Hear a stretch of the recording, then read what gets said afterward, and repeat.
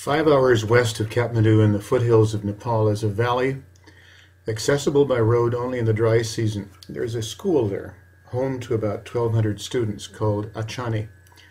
The Netrawati River flows through this valley and represents a real barrier to movement. It's impassable in the monsoon and dangerous even in the dry season, which is shown here. You have to walk hours to get to a really safe crossing, but in the dry season the villagers build a temporary bridge. This shows a woman and her daughter, I think, trying to use this bridge. A year and a half ago, the villagers asked ecosystems to help them get a real bridge. This river is too wide for the ordinary suspended and suspension structures. So finally, at the end of 2008, the civil works were completed, and the bridge structure was finished in January, 4 weeks later. To do this, on each side of the river there's some equipment that's installed. There are two very heavy posts which are carried down to the river by the villagers.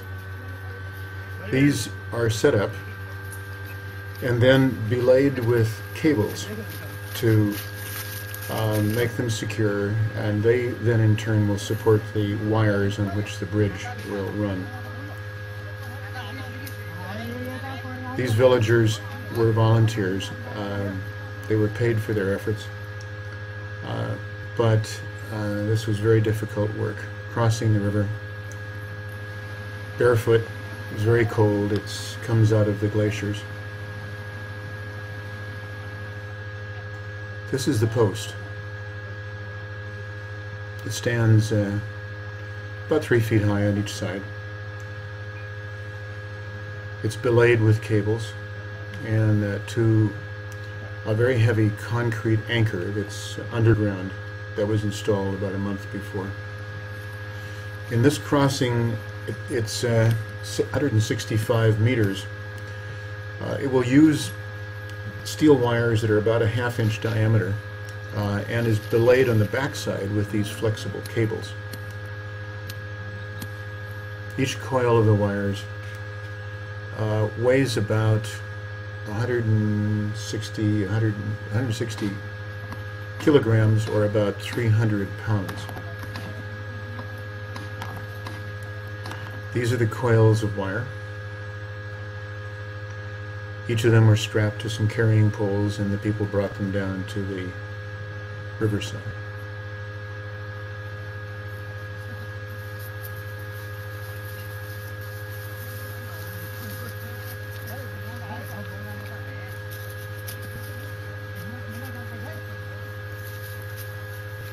For this bridge, the trip was fairly short. In other places, there may be many hours of travel, but teams of 8 people can move them at a rapid walking pace. These are the chairs. They'll be bolted together to make the carriage.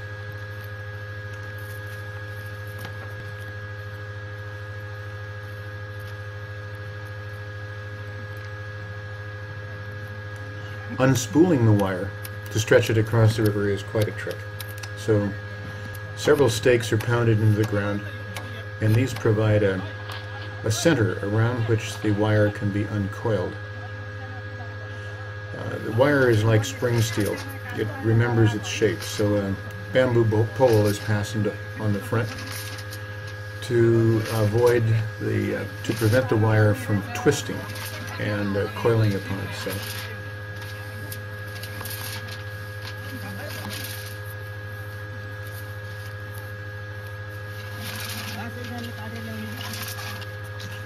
The construction is always easier to do in the dry season because the river is down. But occasionally, this pulling of the wire across the river had to be done using small craft.